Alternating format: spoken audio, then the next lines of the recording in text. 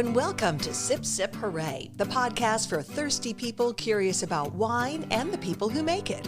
When you think of historic wine houses, more often than not, we tend to think of France.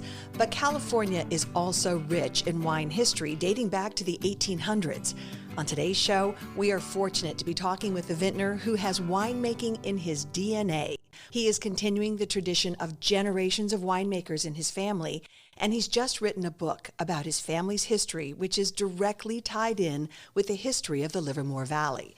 It is a story of farming with all of its frustrations and glories, and at its heart, it is a love letter to California winemaking. He is Steven Kent Mirassou, a man full of passion, talent, and prose. And we are so excited to have him with us today. We are, of course, the two Marys who like to eat, drink, and be merry. I'm Mary Babbitt. And I'm Mary Orland. And if you are a Pinot Noir lover, then you can thank Steven's family for bringing the grape of Francis Burgundy to California. Steven is a sixth-generation winemaker, and his family goes back to the 1800s, mid-1800s in the Silicon Valley, although now he's in Livermore Valley. He's now working side by side with his son, the seventh generation, and it's appropriate that we are here today with Steven sitting in the tasting room called the Lineage Tasting Salon, overlooking his home ranch vineyard here in the middle of Livermore Valley. His first book, Lineage, is a page-turning read, and we're excited to get the inside scoop on his writing and his winemaking. Mary Babbitt and I first met Steven more than 15 years ago when we did one of our episodes for our TV show In Wine Country. So we are so excited to be back with you, Steven. Welcome to Sip Sip Hooray. Well, thank you so much for having me. What took you guys so long to get back? You're right. I was thinking about the time we were filming downstairs, and that was great fun. And I've followed both of you. You've done a tremendous job with bringing wine to people, which is an important part of our business. And can't be more excited than to have you here today. Thanks very much. Thank you, and I'm thrilled for you. We are holding a copy of your new book. Tell me what drove you to sit down and write your story and write the story of winemaking and your perspective in this beautiful book, Lineage. Well, thank you very much. It's exciting. This is one of the first times I've had a chance to actually see someone hold the book. I've been Your baby. My baby. You're his fifth child. My fifth child. This one doesn't talk back as much. No. I have always wanted to write. I have a master's degree in literature from NYU, and when I was a kid, voracious reader, still am a voracious reader. Reading books and reading the kinds of books that I can emotionally connect to have always been a way of sort of helping me through rough times and the like. And part of the process of writing this book had a similar effect for me too. The book sort of started as kind of intermittent scribblings over the course of probably 15 or 20 years. I can remember living in Manhattan, dreaming about having my books be read by people on the subways and sort of seeing that as I was riding up and down Manhattan. And life happens. And what you might think would be the natural order of your life at some point in your life when you're in your early 20s doesn't work that way. Meaning you pictured yourself as an author as opposed to a winemaker. I did. When I went off to college on the East Coast when I was 18, I told my dad I never want to get in the family business. Even though I worked as a kid at the winery, sweeping warehouses out and working on bottling lines, the one thing that I missed, because school always started, was harvest. And when I started back in the wine business when I was in my late 20s, it was more in a sales capacity than it was on a production capacity. And while I love talking to people about wine, passionate about communicating what to me is so magical about wine, when I made my first vintage of wine back in 1996, 97, that was when I understood what it was I was supposed to be doing. There was something about being in a cellar when all you heard was the fermenting of the wine and all you smelled was what was coming off of the fermentation tanks. And there was an incredible emotional connection to that activity, to that idea of creating something beautiful, sort of shepherding unruly nature, as it were, into a shape that gave people happiness and pleasure, which has continued to fill me emotionally as a creative person, I guess. So it scratched a similar itch. It did scratch a similar itch. Writing was never far away, though. I mean, I would write when, I'd write a blog post about fermentation or about a wine or what have you. And when my wife was diagnosed with cancer in 2014, went into a very dark place for quite a while. And writing sort of helped me through that to a degree. The story of June and my meeting in college and kind of what happened to her and to the family is in the book as well. But what started as these kind of scribblings from various parts of my life, covering various aspects and times of my life, coalesced into something when I sent this to my dad. And just, he likes to read, and we were talking about the family history at one point in time, probably over several martinis, and sort of lamenting various historical Mirassou facts, things that could have happened that did not, that would have put us in a very different position. The shoulda, woulda, couldas? The shoulda, woulda, couldas. And unknown to me, he sent that 15,000 words or whatever it was to a friend of his who has a wine show in Napa, who then sent it along to Paul Chutko, who's my now editor and the owner and publisher of Val de Grace Publishing. And he sent me an email out of the blue. I didn't know who he was. He said, if you ever finish this, I'd love to publish it. And that was kind of, holy cow. I love to write. I think I can write. Now let's see if I can prove that I can write. And so over the course, and this was right before the pandemic, I think like November, December of 19. And so I just kind of hunkered down in my office at night after getting done with, wine work and Miles Davis on the stereo and maybe some gin, maybe some scotch and a little glass there too. And just, tried to write 1,000 words a night. And then over the course of, the next 6 or 7 months, I got to, an 80,000 word manuscript and understood how much that aspect, that kind of creative activity was something that I really was desperate for also. And so I had an opportunity then to kind of put these two strands of my life that were sort of the foundational strands, and I got to braid them in a way and continue to braid them that will allow me to do both of these things that I'm so passionate about. This book is a very personal book, and it's very different from most other wine books out there. It's not a dry, geeky book. There's so much emotion. You reveal so much about you and your feelings and the things you've been through, the highs and the lows in your life. How is it sharing that with everybody? Well, I don't know quite yet. I look forward to learning that.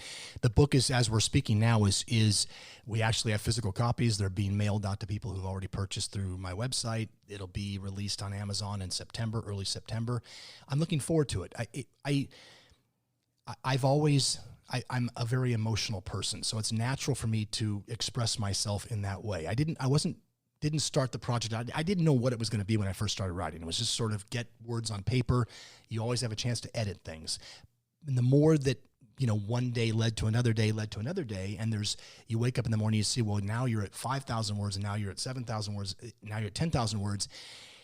It was then that it started to take a little bit of a shape to what it was going to be. And I felt that, what my story about wine and my story about writing, because I think it's sort of intertwined, as is a story about farming and about your winemaker's relationship with nature and the winemaker's relationship to barrels and to fermentation tanks and to the spaces where you do your work resonate so much with me that I wanted to get that on paper. And I there's a certain style that I write in. It's certainly not the most, it's not Hemingway, that's for sure.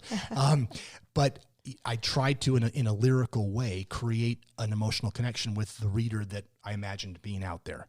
And so it's incredibly exciting for me to imagine people reading the book and hopefully loving it, hopefully learning a little bit more about wine. There's some technical stuff there, but it's interwoven with what time of the year that you do these technical things, what they mean in the overall story of the creation of the wine itself, which is always a story about connecting emotionally with people, right? Just like with writing. they're really the same activity. We're telling stories as winemakers and as writers. The vehicle's different, a piece of paper versus a glass of Cabernet. But hopefully, if we can do it well and do it right, the recipient will have the same kind of emotional connection, no matter whether it's the wine or the reading. So that's been the goal for me, and will continue to be the goal. Well, and you have such a story to tell. We mentioned 6th generation, and that's huge in California winemaking. It's insane. Well, what we didn't mention is that your family is the oldest winemaking family in the United States. That's true. It's, as if you put your marketing and sales hat on, mm-hmm. you're always looking for a way to differentiate your brand. Mm-hmm. And one thing that I've known since I can remember sort of seeing the Mirassou logo, America's oldest winemaking family, when I was a kid on the winery cases and the like, is nobody can tell that story but me. And now my son, thankfully, is that we've been doing this. I joke it's because that's the only thing we know how to do. That's partly true. But it's really more a testament to finding something that you're wonderfully compelled to do mm-hmm. as a craftsperson, that we're just beginning to understand. I'm just beginning to understand my relationship to wine and my relationship to fruit as it hangs in the vineyard, my relationship to the tools we use to make wine, and most importantly, the relationship between the wine and a potential audience out there. We have been doing this for, I think it's 167 years now, if I do my math correctly, and it's a joy to be able to continue to offer people this way to connect emotionally, a way to share celebrations. We all know, wine has such a central role in people's lives in terms of celebration, in terms of memorials. You toast when a new baby comes in, you toast when a loved one goes out, and all of the different wonderful occasions in between. Wine has always served that role for people, and it's an important role. It's a way to glue society together. It's a way to cement friendships, make new friendships. It's a compelling product. Just looking at it that way, compelling product. Let alone all of the other kind of emotional resonances that you get in a great glass of wine too. Mm-hmm. So the history of it is an amazing thing. I went on a trip to Bordeaux a couple years ago, and my girlfriend was there with me, my fiance now, and they were talking about the fact they were making their first vintage in 1870 something. I whispered to her, "These pikers, we were doing this 20 years before they were doing this in Bordeaux." So that was kind of a fun little personal trivial note, but it is meaningful to be able to continue to do what you love to do. That's the most important thing, I think. And to know that your family's been connected with all those celebrations over the many, many years, and it's there must be pride in that, because your family could have made widgets or something, and there's not the emotional connection that you get with wine. So that's cool. Absolutely true. Maybe more money in widgets, but not nearly the emotional. No, exactly, not nearly the emotional connection. I mean, when I see somebody in a restaurant with a bottle of my wine and they're having a 10th anniversary or whatever, that's it. I'm incredibly honored that they would choose something that we made to help them to celebrate and cement that put that little pin in their personal timeline with something that we made. That's an incredible feeling. Yeah. Well, you've said that you make wines that you want people to feel the emotion, that it's more about structure, tannin, acid, all that. You want you want your wine to evoke a feeling when somebody drinks it. Absolutely. We as winemakers, from a technical standpoint, we're always concerned about making sure that there's balance. For me, wines ought to be beautiful, and balance leads to beauty, and beauty generally leads to deliciousness, which leads then to all the fun things you can have with wine and all the fun things you celebrate.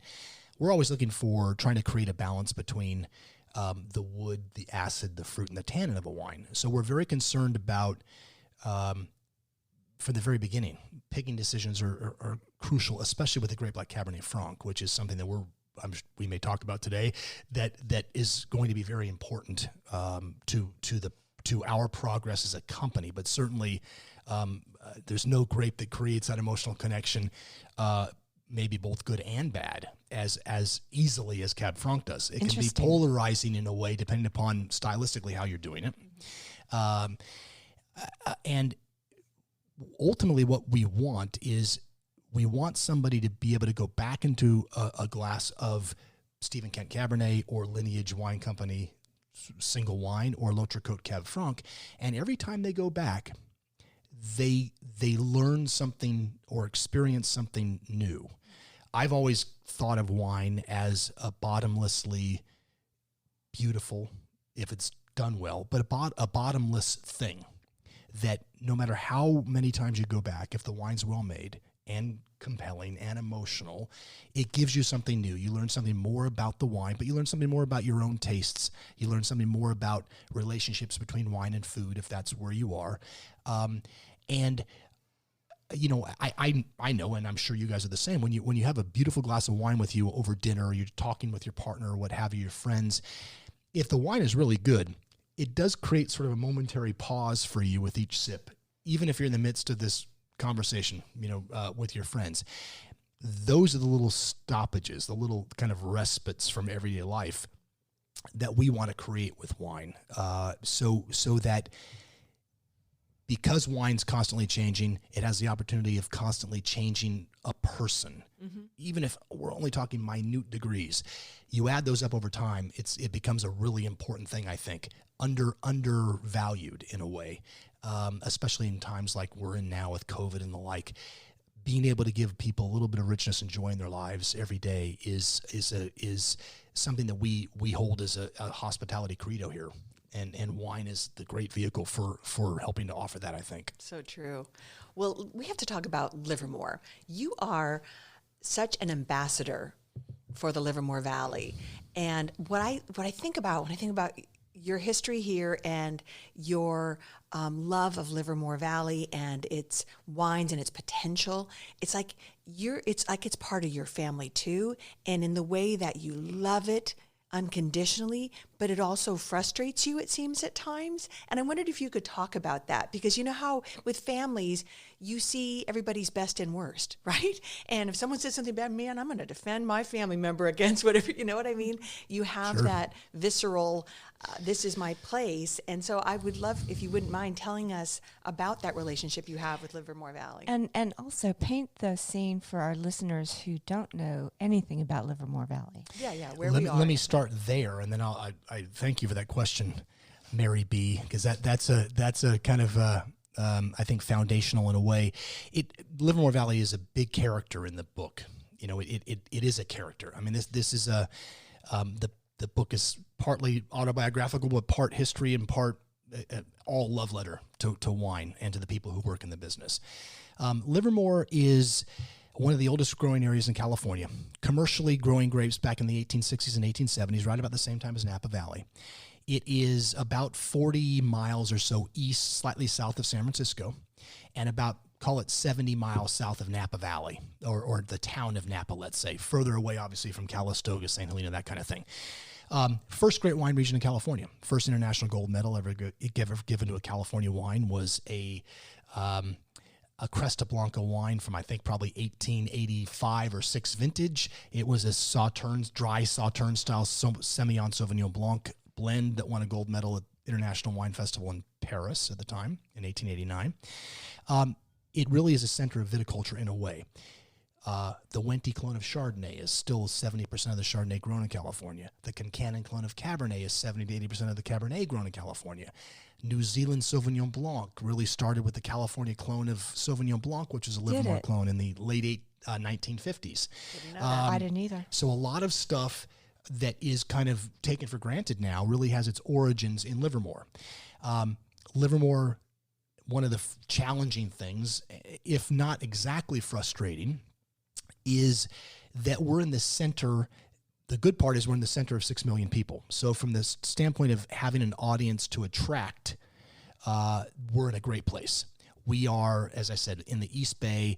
We're an hour from everywhere. Or we're less than an hour from San Jose. We're less than an hour from San Francisco. We're an hour from the peninsula. So it's easy to get here, closer than Napa Valley, for instance.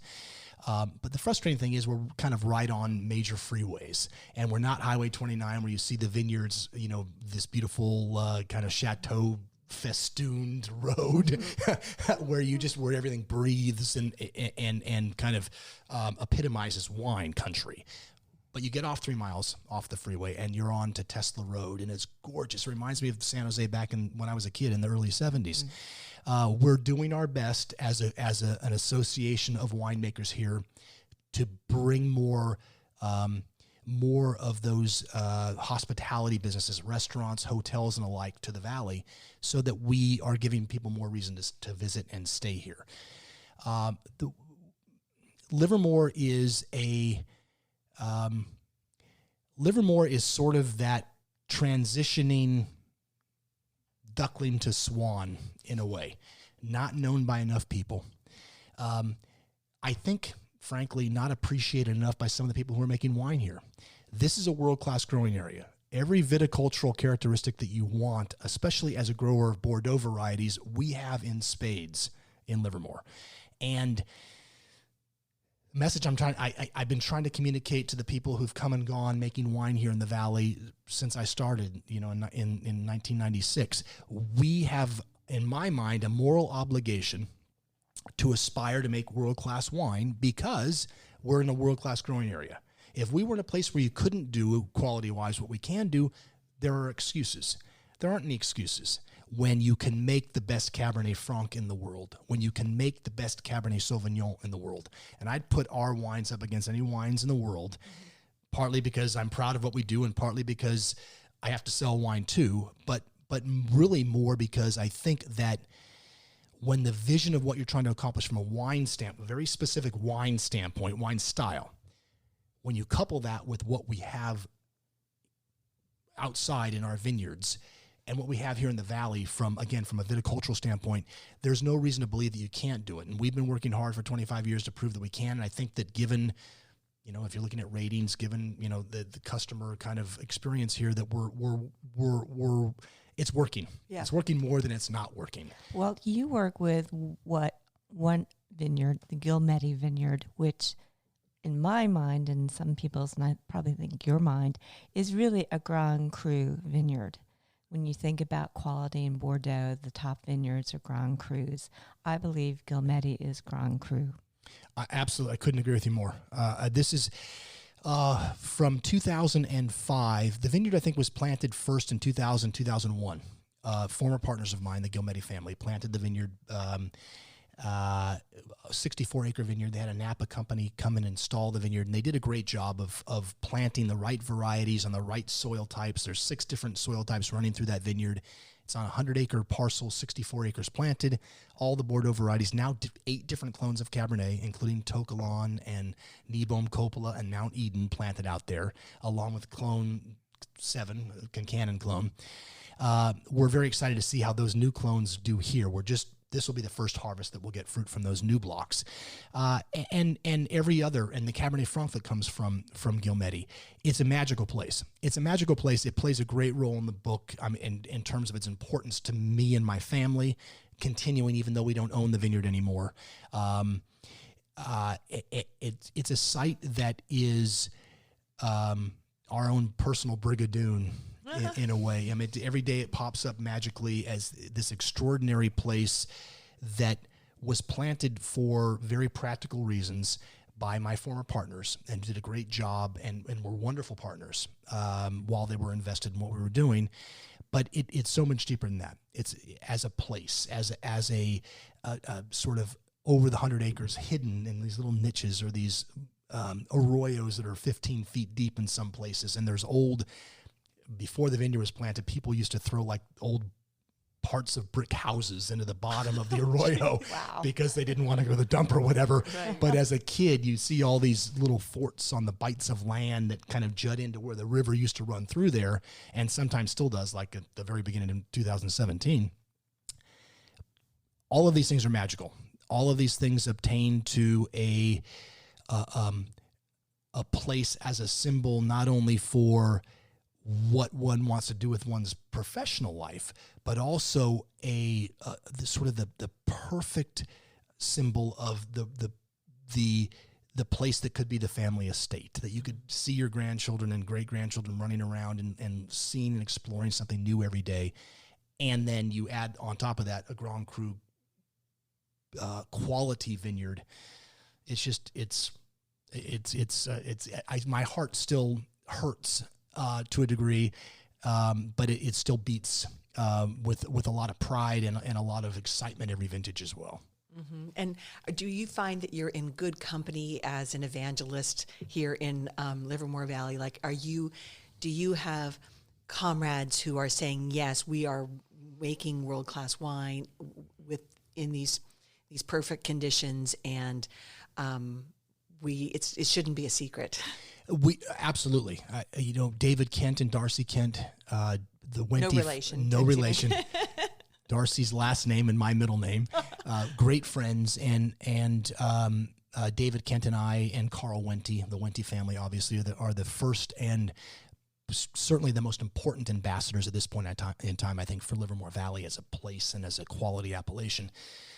David and Carl and I and a woman named Lori Souza from the Tri-Valley Conservancy have started the Mount Diablo Highlands Wine Quality Alliance. So we're in the midst of standing up an organization whose job is to not only evangelize the quality of the region, but to help winemakers and grape growers get to a level of quality that we all believe we should be in. Mm-hmm. So there's a lot of activity, not only hoping and not only dreaming, not only, putting wines in for ratings and the like, but really trying to create the foundation for the future of the valley, from a technical standpoint, in a way of helping new winemakers who want to make great wine to make great wine.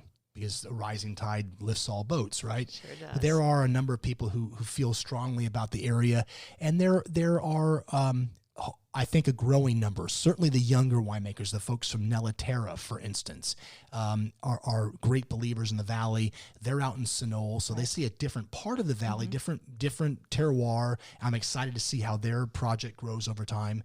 But there are a number of people here that I'm really excited to work with. That's fantastic, and you can keep that legacy going, which is great, and hopefully the word spreads, because let's be frank, the quality issue in Livermore Valley has been an issue. Yes, I wish I could disagree with you.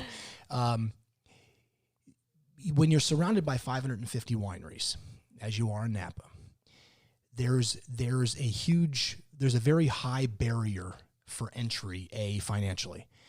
And there's also a very high standard that's set for quality there, because it's the greatest wine region in the U.S. for overall, if you add quality to amenities, to seriousness, to money, to visitation, all these different factors. There's obviously it's the most important wine region in the U.S. at this point, if not the world. I have always believed that it is not necessarily the greatest place in the world to grow Cabernet, that you can grow great Cabernet there. It tends to be, generally speaking, of a certain style, a style that we're not big proponents of, and I think our wines are very different stylistically. But you look to Ridge and Santa Cruz Mountains, you look to Mount Eden, you look to, my father, who's been a wine lover for practically every one of his 80 years at this point in time. Ridge has made the best California Cabernet over time, outstripping Napa, outstripping anything. And I agree with him. Our goal is to make wine here, whether it's Cabernet Franc or L'Autre Côte or our Lineage release or the premiere from Steven Kent, to be quintessentially Livermore, quintessentially Steven Kent Mirassou and Aidan Mirassou and Beth Ref Snyder, our winemaking team, a function of our emotional connection to our craft, to our vineyards, to our fruit, to our understanding of our own palates at any given time, and to our audience. And again, I'm so excited by the fact that we know we have the raw materials here to get to where we want to be, which is a first growth California winehouse. We want, at some point down the road, when someone's collecting wine and they're buying, Margaux, and they're buying Lafite, Rothschild and Mouton and Petrus, and they're buying Lineage as well, because it's one of those wines you have to have. That's ultimately what we're looking to accomplish from a winemaking standpoint. That's fantastic. But also you are open to experimentation. And let's talk about this wine you have poured for us. It's beautiful. It's a coppery salmon pink color. Yeah, really pretty. And this is not something I would have expected from Livermore. It's a sparkling Barbera, Barbera being one of the red varieties out of the Piedmonte region in Italy. It was we do a lot of experimentation. Nobody has had the piquettes that we've made yet. We hope to be doing that. You're making piquette? We made piquette last year. We'll do it again this year. We have to tell people what piquette is. Okay, starting with me. We spend a lot of time on the crush pad and a lot of time tasting as we're making wine over the course of 3 months or so here in Livermore, mid-August to sometimes mid-November. So it's almost 4 months at that point. Piquette historically was the folks who worked at various chateaus couldn't afford the wine that they were making for the master of the house, as it were, but they were given grape skins, crushed grape skins, pressed off grape skins that they could then take and rehydrate and re-ferment to make a low alcohol wine that was refreshing, that was kind of another use of the product before it went to feed cows and get composted. So we did some experimentation with Barbera, red Barbera. We have a lot of Barbera here, even though it's a small acreage. So we made sparkling Barbera. We made a red Barbera. It's a rosé of Barbera. We pick early. And we wanted to make a method champenoise, traditional method sparkling wine, secondary fermentation. Barbera naturally high in acid. So it's a great blender as a red wine, but you want to have really nice high acid when you're making sparkling wine as well. That's so true. It fits that bill. And the fruit of Barbera is very different than Chardonnay and Pinot Meunier and Pinot Noir. So you get this beautiful fruit note up front of this wine, and it's very, very dry. Our dosage was extremely small amount of residual sugar that we added because all of us like dry wine. I think it's a better food style. I think it just, that acidity really highlights the fruit and just it creates a really beautiful long finish on the wine. You get some nice raspberry and plum flavors. Yes, it's really interesting. Oh, it's just zippy in your mouth. Zippy is a beautiful word. Pace is a very important aspect of wine. I think that's an acid-driven quality. It's certainly kind of one of those 4 pillars of the stool, as it were, that is necessary to have in balance in order to have both ageable wine. You can have ageable wine with just tannin, but if there's not enough acidity and fruit there at the end, who cares? Right. You've wasted time. But the nice, the proper relationship between acidity and tannin will give you a wine that ages well and ages long. So you want both those qualities. But for a sparkling wine, zippiness, acid is just a beautiful thing. I say this, people think I'm being facetious, but I'm not.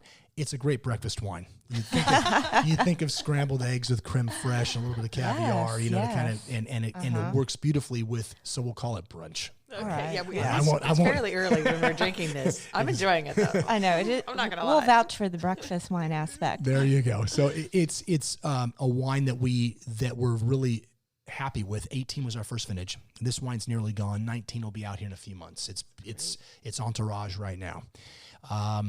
And with Barbera, we have a chance to experiment. As I said, we made a couple pet nats. We also made the piquette. We did it in beer bottles. So the kind of cool thing about piquette is a wine, a grape-based fermented beverage is wine if it's over 7% alcohol. Piquette's not really a wine, generally speaking. It wasn't for us because it was under 7%. Some people are making piquette that's over 7% because they add wine back into it, which is fine. But we wanted to kind of do more fun things. So I bought like 13 or 14 cases of beer glass from a local beer supply place here in Livermore, and we hand bottled it in beer bottles. With the crown cap? With the crown cap on. Cool. And it was still fermenting. So it's a pet nat style piquette. So that's where the carbonation came from. A pet nat, pétillant naturel, which is kind of the ancestral method of making sparkling wine, right? So instead of a secondary fermentation, you basically cap the wine off as it's fermenting. So there's a little CO2 left over. Doesn't have the fizziness or power that sparkling wine tends to have, but it's this beautiful much more primary fruit flavored wine, the Pet Nat, but it has, and we did that at Barbera. We're going to do it from Albarino and Sauvignon Blanc this year too. So we are experimenting. We're trying to make ways of, we're trying to create ways of offering really delicious, cool, fun kind of session style stuff. It's only available for a couple of months. Right. Right. And grab a six-pack while you can. Grab a six-pack while you can. Exactly. Absolutely. I'm laughing as you're talking, Stephen, because you warned me. You said, I'm Italian. I use my hands on. And we've got these giant mic the tripod deals, and there's these beautiful glasses with wine, and you're just gesturing everywhere. So if you hear a thunk here and there, that's a hand hitting there the mic. Exactly. I try to keep it to a minimum, but I can't help myself sometimes. I love it. So going to a little bit more serious wine. So you are a great Cabernet Franc lover. And I think, correct me if I'm wrong, but I think you were inspired when you were in the Loire Valley. I was inspired by Loire Valley wines. I have not been to Loire yet, but I think we have a trip planned in April because I'm working on a Cabernet Franc book now. So again, a little bit different kind of style of book, but definitely want to talk to people who have been doing Cab Franc from a region that's what they do. And I admire that so much, where you kind of, you throw your hat in a ring for a variety that in the U.S. anyway, I think it's just now beginning to get a little bit of a buzz, which I think will begin to continue to grow. But to do that in the face of Bordeaux blends from Bordeaux and California Cabernet is a testament to history, a testament to being in love with the variety that works particularly well in your area.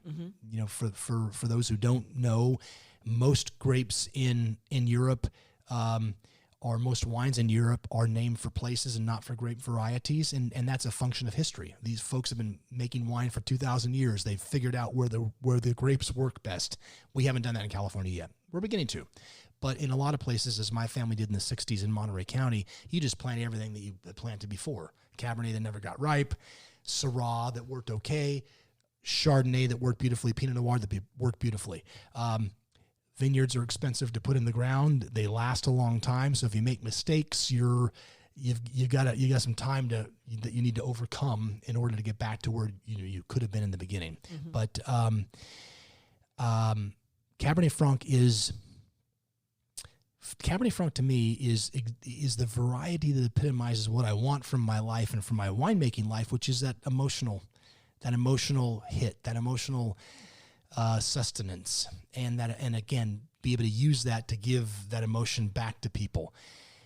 I kind of talked a little bit, I think, of how it can be slightly. Which way, the middle? The left, okay.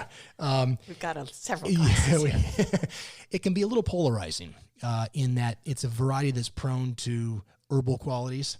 And if it's unripe, it tastes a little bit like green bell pepper sometimes. If it's right on that kind of beautiful pyrazine ripeness line, you get sort of dried chili notes, and you get sage and bay notes. This Cab Franc, which is from the Guillemette Vineyard, 2017 L'Autre-Côte Cab Franc, had no new oak. So this is all done in older barrels. Wood is important. Wood for us is important as a structural device, not as a flavor-giving or aroma-giving device. We don't want to taste or smell wood. We want it to be there for, the structural aspects of the wine. We saved the best two barrels from Guillemette Vineyard and Saccal Vineyard from 17 to offer what ended up being about 40 cases of wine each from these two vineyards. At the same time, we released our Livermore Valley from 18. We wanted to highlight these two amazing vineyards because they're both different, but they were both so beautifully representative of the variety. It's the sexiest grape. I mean, there's just something that's so viscerally exciting and that's a great way to put and it. Delicious about it that I cannot approach this grape without strong feelings, without strong, likes and dislikes. Less dislikes than, what would I have done if I had made that wine or what have you? It would have been different in the like, but I hope you guys are enjoying it. I'm loving it, and I love that description of it as sexy. It's elegant, it's racy, it fills up your mouth, it's delicious. It's just evocative of richness and beauty And Cabernet Franc is, of the Bordeaux varietals, my favorite too. And I've been in Chinon, which is I can't wait. It's in the central part of the Loire Valley, and it is home to some amazing Cabernet Franc. And this is just beautiful. What really intrigued me was that you say you believe Cabernet Franc is the future of Livermore Valley. Tell us about that. I was interested in that too. I do believe that. Climate change is a real thing. I think that anybody who's been in California for the last several years has, especially in the Bay Area, has seen and experienced it getting warmer every year.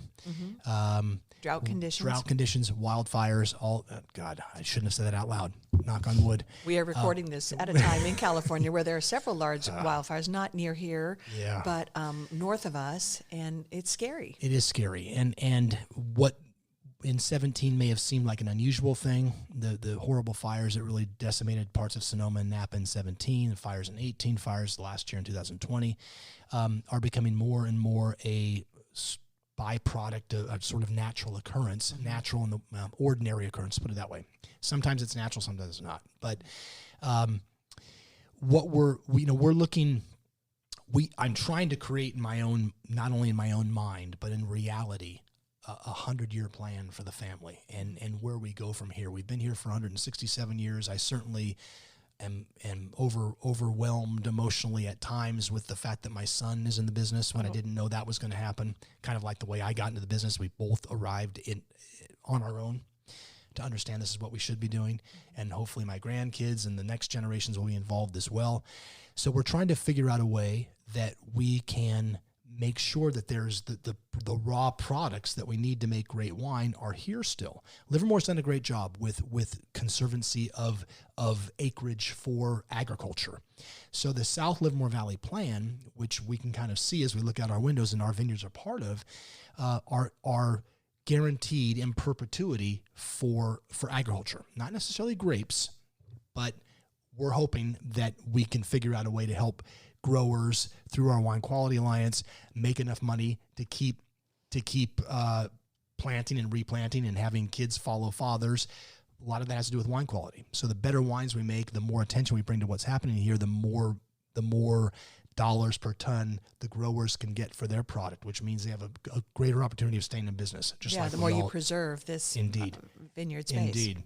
Cabernet Sauvignon here in the Valley, climate change for us really, I think, has been epitomized by wind. This has always been a wind-dominated appellation, kind of like the Salinas Valley, where my family had grapes planted in the 60s, where they had, sort of coming from the north from Monterey Bay and then kind of washing south through Salinas Valley.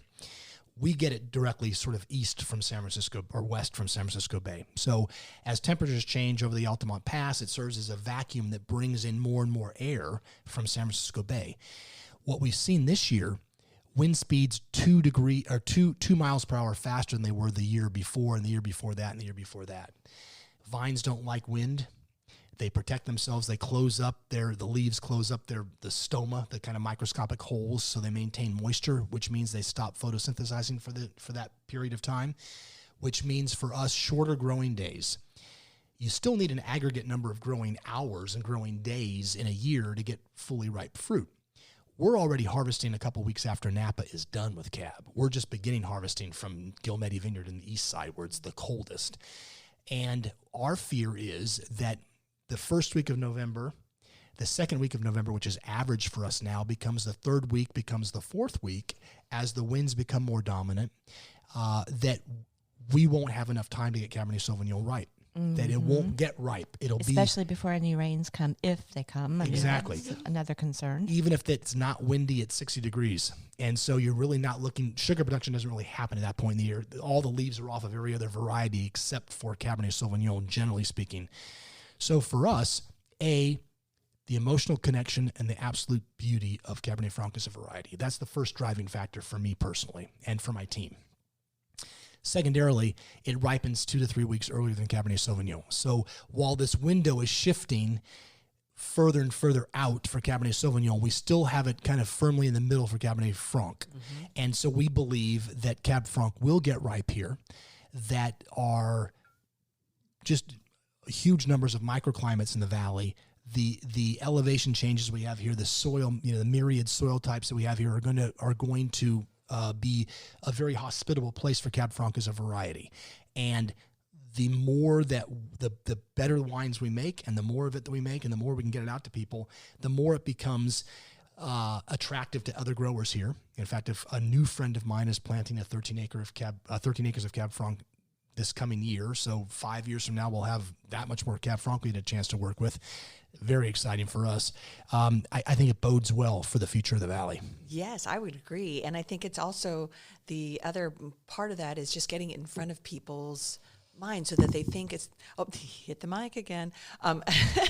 So as they, are searching for a wine to bring to a friend's house for dinner, they're not just looking at which Cab or which Chardonnay or whatever, that Cab Franc is front of mind. Exactly. Really kind of cool thing about Cab Franc too. It's it's the father basically of most of the Carmenet family of grapes in Bordeaux. So Sauvignon Blanc and Cabernet Franc had a little tete-a-tete, as it were, in the vineyards 1,000 years ago and created Cabernet Sauvignon. And Merlot is a product of a cross with Cabernet Franc as well. So Cabernet Franc is really an interesting grape in that it is it produces a wine with tannin, a wine with structure and acid and beautiful richness. It's just not as big as Cabernet Sauvignon. And it's funny that the child is a product of a less big red grape and a white grape, and it's much bigger than either of the progenitors. So it has its own interesting history, and the Loire Valley really has been kind of an inspiration for me. I write about discovering the wines from of Kermit Lynch, who owns a wine shop and an importer of great wines from the Loire in Berkeley, and those were really the first great Loire Valley wines I tasted, and from that point on in the early 90s, that was wow. That's something really exciting, which you want wine to be, of course, and delicious, which you want wine to be, of course, and it's something that we can do in Livermore. It will grow well here. I think our first vintage of Cab Franc was 2006. Of 100% Cab Franc from Guillemette. And so we've seen changes in winemaking. We've seen from, new oak to no new oak now. We're doing stuff in puncheons for the most part because we want the beautiful fruit of Cab Franc, which is so singular. Mm-hmm. It's kind of like smelling Sauvignon Blanc, or it's such a singular aromatic kind of composition to it that it's pretty unmistakable when it's done well. Mm-hmm. Such an exciting variety, and the fact that with care in the vineyard and not screwing things up in the cellar, you can make something that's really compelling. It is neat. So you call your Cabernet Franc L'Autricote. Can you explain that? So L'Autricote, I have just enough knowledge of French to be dangerous. I did take it through high school. Remember more than I can speak. But L'Autricote is the other shore. So it's kind of that right bank, left bank sort of paradigm, as it were. And for listeners who may not be aware, when you're in Bordeaux, the left bank usually are wines that are Cabernet Sauvignon, Merlot dominated. The right bank of the river, it's the Gironde River, right? You find the wines are more Cabernet Franc dominated or Merlot dominated. Exactly. Cheval Blanc sometimes is practically all Cab Franc, and those wines are interesting because Bordeaux wines are always blended for the most part. And so the relationship between Merlot and Cabernet Franc is a really interesting one on the right bank. The Loire Valley is really the greatest region for unadulterated Cabernet Franc and for Chenin Blanc on the right hand side, on the white side. Vouvray. Exactly.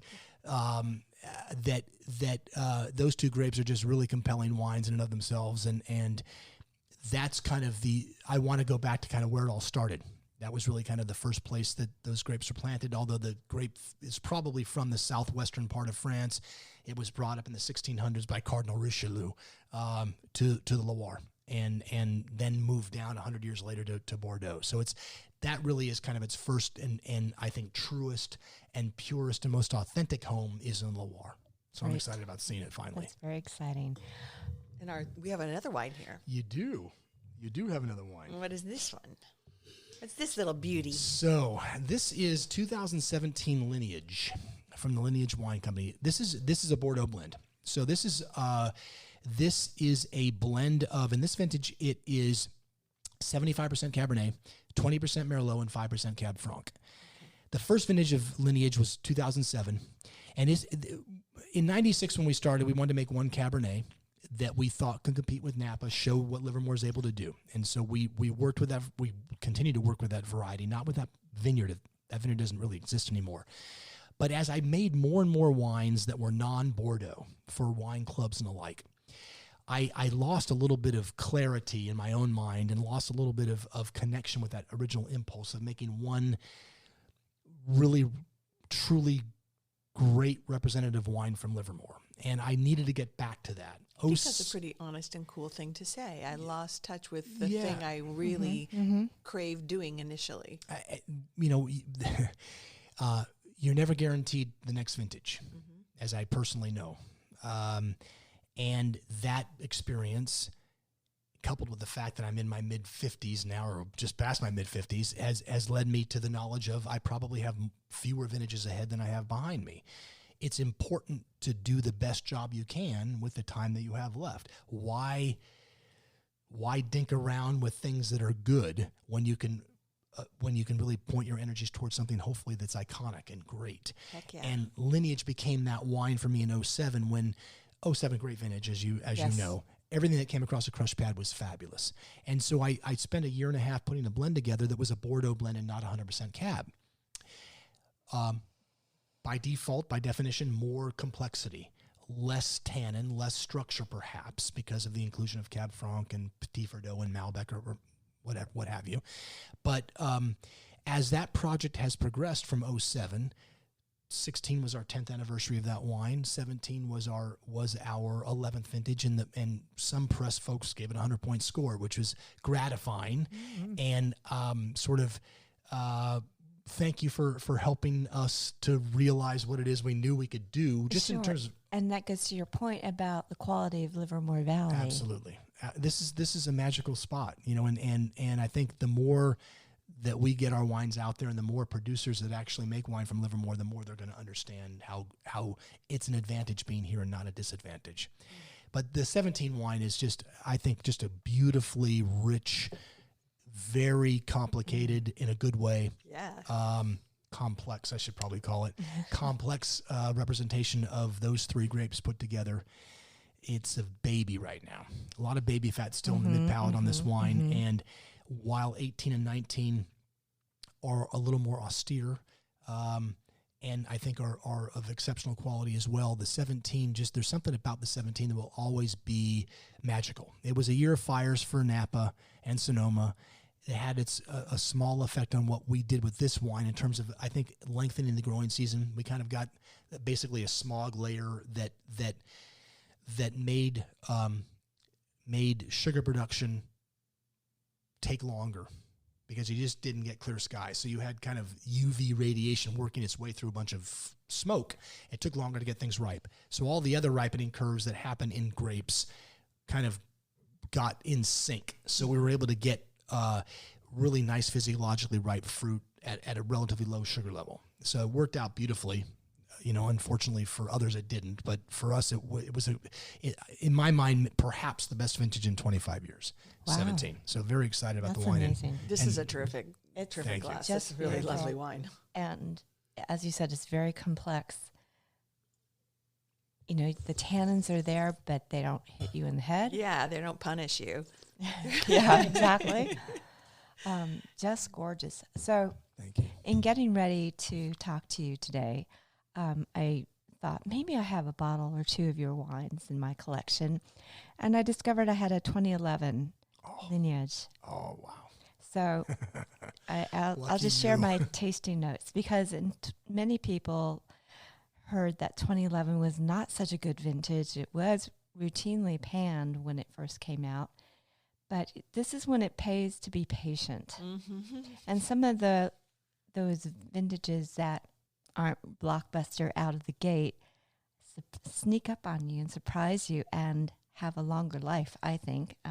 Which is one of those things that people, like you talked about earlier, wine changes. It's not a stagnant thing. So very interesting. So my note is this wine is alive. Beautiful. It was an explosion of fruit. Now, the fruits were more brambly and dried than fresh, but they were still very distinct black fruits. Had a lot of herbal notes, the sage, thyme. There was a really tart note, and I was really surprised at the acid, which is probably very responsible for its longevity like this. It was just fantastic, and the tannins were just like satin. So it had cocoa and cardamom and anise and a really lingering long finish. Well, that's not too shabby. That's awesome. Thank you so much for sharing that. Well, I was excited, and I corned the bottle, so I still have more left. But it'll be better the next time you go back to taste it. One of the neat things about wine for both the consumer and for the winemaker is that not only does wine change because of its nature and the way that it's made and the fact that there's oxygen in solution that continues to create tannin chains and change things as wine ages. One of the amazing things about wine is it marks time. I had a child, let's just say, for instance, was born in 2011, and I want to collect 2011 so that 21 years from now, this child of mine can have the wines from his or her birth year. Mm-hmm. I got married in that year. Whatever. Yeah. Wine, one of the important things that it's able to do is to mark time, to mark special occasions.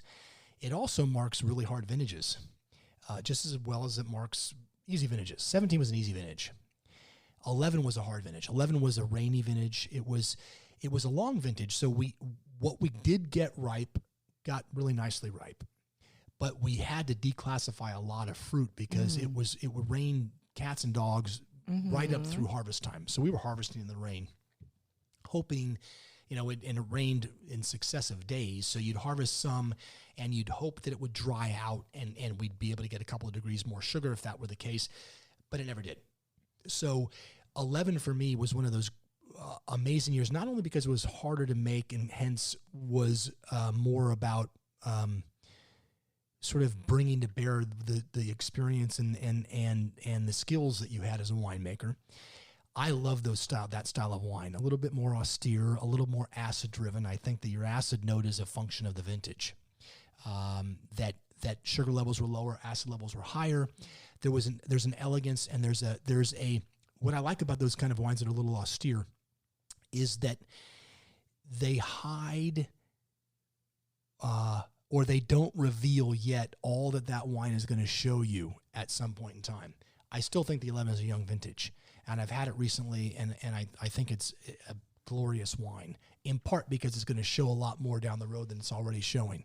And that's a fun thing as a winemaker and a wine consumer, is that this wine's going to live very, very well for a lot longer, even at the same time that it gives you something beautiful to taste now. Mm-hmm. Right. And so from that perspective, 15 was a little bit like that for me as well, but 11 will always be a very special vintage for us, just like 98 was. 98 was another one of those panned vintages that especially coming after the great 97. Yes.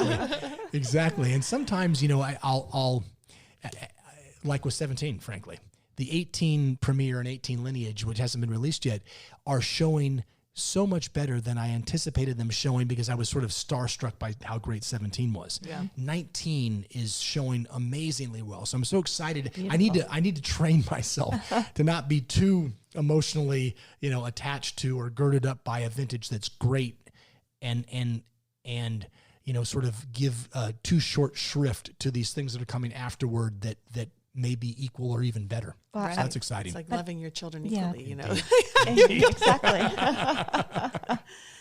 I was wondering if there was a special part of the book that you'd want to read to us. a paragraph or two or a page or something that really resonated with you. I just think it's such a beautifully written book, and there are some places that make you laugh, and you use, some frank language in places. Yes, it can be very colorful. I love that. And, I know. I was like, which is, wow. to me, that's relatable. That's real. And I thought it was very refreshing. As I said earlier, it is not your typical wine book. It is emotional. It is surprising. It is real. Mm-hmm. Thank you. I wasn't writing for effect necessarily. I tend to get excited about wine, and the language I use sometimes, I know that certain people like my son don't like me to say stuff like that necessarily, but thank you for asking for this, because we're having a party in a couple of days to launch the book at the winery, and I was thinking to myself, I need to pick a passage that I want to read that kind of sums up what I felt about the process and the like.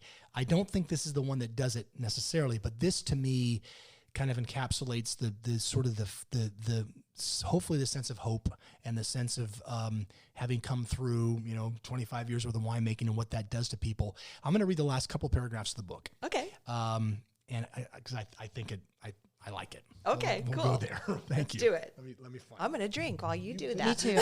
I'm going to drink some Cabernet Franc. Okay, I think we have 3 paragraphs here or so. There is no more beautiful landscape than a vineyard at its most full.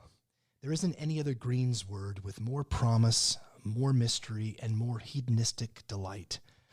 Where I am now, higher up, I can see the ordered rows laid out as they run away from me, hugging the curve of earth to a single point at the far margin. Rays of green leaves, greedy for light, laden, heavily pregnant, and promiscuously heavy with the stuff of 45 Mouton and 61 Cheval Blanc. Though I get a sense of the continuity of the family business when I'm in the cellar or on the road traveling from one market to another, I feel it most keenly here. I'm not sure why. I grew up away from the vines and became a man in big cities, but it is in the middle of the vines, alone and perceptive, that I feel most consequential. It's in our vineyard this evening on the eve of harvest, when the last light comes in on the horizontal, with all that life surrounding me, that I realize there is no finer place for a summing up of life to this point. This vineyard is the place where my wife's ashes are spread, as it is the place I fell in love with my fiancé. It is the synecdoche for all things of humble and perfect worth, just as it is our family's site. In the fading light of the day, if you squint just so, you can see this place shimmer and become the vineyard my thrice-removed grandfather first planted 160 years before in San Jose.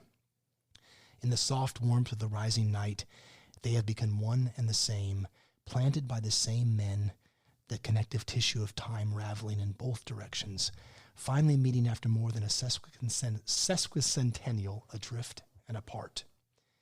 There are inevitabilities. Empires will fall, and the ones we love deeply will pass. The rows will keep going forever, though, meeting down at the horizon beyond our sight. The fruit will be suspended in the joyful and warm and full yellow of summer always. The winemaker's shadow, his, mine, my child's, and grandchild's, will hang out long against the earth in the late hours, and the life around us in this refuge will vibrate and buzz and fill us to breaking. We will kneel in the rows in the warm shade of day's end and be clothed by green leaves, and we will plunge our hands into the fecund soil as we feel the ocean-pushed breezes cool our shoulders, and we will know again that we are ineluctably rooted to the green and ageless heart of the world. Oh my gosh, that can bring a tear to your eye. That gives me chills, gorgeous. goosebumps. Thank you very much. Yeah, I see Thank that English major, and you really Certainly love of words, no question oh about that. Oh my goodness, that's Thank just you. beautifully Thank you. expressed, Thank you and very much. and also beautifully read. Thank You you. can really feel the emotion in your Absolutely. voice, and Thank you. oh my Absolutely. goodness, Appreciate thank that. you for sharing Thank you that, for letting me. Oh, I'm so touched by your, as Mary said, your honesty and the way you allow your reader to feel connected to your history and your thoughts, what you're feeling. And I think that's what most of us wine lovers want. We want something good in the glass, but we also want the story. So thanks for sharing this story. Oh, you're so welcome. Thank you for letting me. I really appreciate it. Appreciate the camaraderie that we have around the table. And you're right. I mean, wine at its worst, it should be delicious. But at its best, it has a real opportunity to open up doors for people and create these liminal spaces that I'm excited about, these thresholds of discovery and understanding that you never know what might happen. And that's the mystery of it is all really cool. And that's what we love about wine. So Steven, thank you so much for sharing your story, your wines. We've really enjoyed reconnecting with you. I hope it's not 15 years again before we can do this. We hope so too. Definitely not. Yeah, sip, sip, hooray. Cheers. Cheers. Sip, Thank sip, you. hooray. Sip, Thanks, sip, hooray. Steven. Thank you so much.